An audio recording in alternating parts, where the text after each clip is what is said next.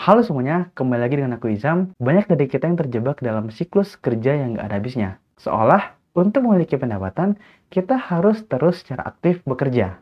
Padahal enggak. Kita bisa punya pendapatan atau income tanpa harus bekerja secara aktif. Gimana caranya? Simak sampai habis.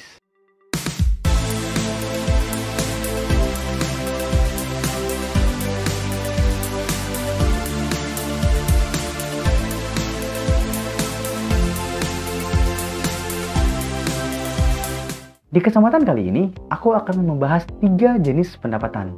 Kenapa ini penting? Karena dengan kita mengetahui jenis-jenis pendapatan, itu akan membantu kita untuk mencapai goal finansial kita. Jenis pendapatan nomor 1, yaitu active income.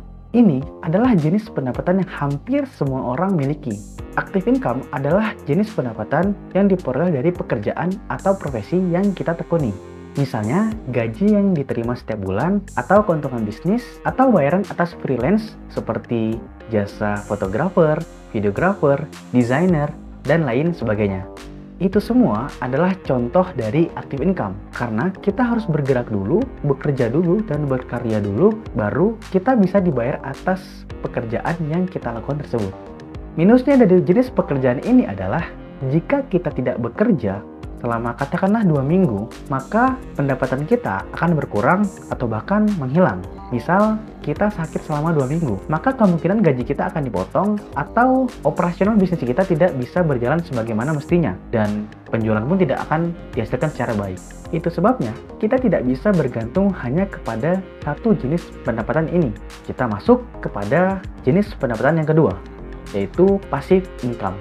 Passive income adalah jenis pendapatan yang tidak dihasilkan secara langsung. Dengan kata lain, kita bisa memiliki pendapatan ini bahkan ketika kita tidak bekerja. Passive income bisa kita dapatkan bahkan saat kita tidur. Artinya, bukan kita yang bekerja untuk uang, melainkan uang kitalah yang bekerja untuk kita. Beberapa cara yang bisa kita lakukan untuk menghasilkan passive income antara lain, yang pertama adalah investasi.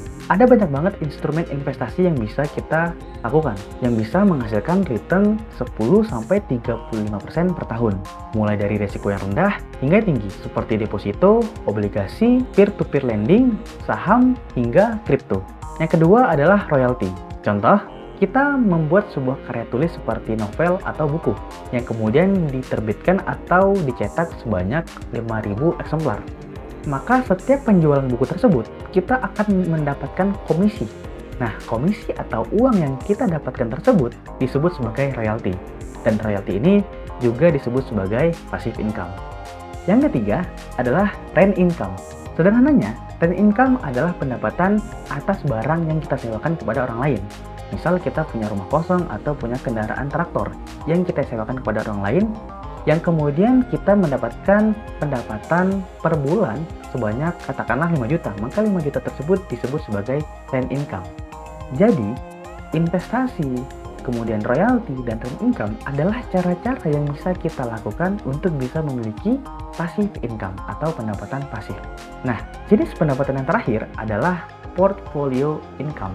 Portfolio income adalah pendapatan portofolio. Pendapatan portofolio adalah jika kita melakukan investasi pada produk-produk keuangan, misal reksadana, obligasi, ataupun saham. Contoh, saat ini harga saham yang telah kita beli 1 tahun yang lalu telah memiliki kenaikan 50%. Maka, kenaikan saham 50% tersebut disebut sebagai portfolio income. Portfolio income untuk beberapa produk keuangan memiliki pajak lebih rendah dibandingkan dengan active income. Nah, itulah 3 jenis pendapatan yang wajib kamu ketahui. Jadi, daripada kita hanya memiliki satu jenis pendapatan yaitu active income, yuk kita fokus untuk membangun sumber pendapatan yang lain, yaitu passive income dan portfolio income. Segitu aja video untuk kali ini.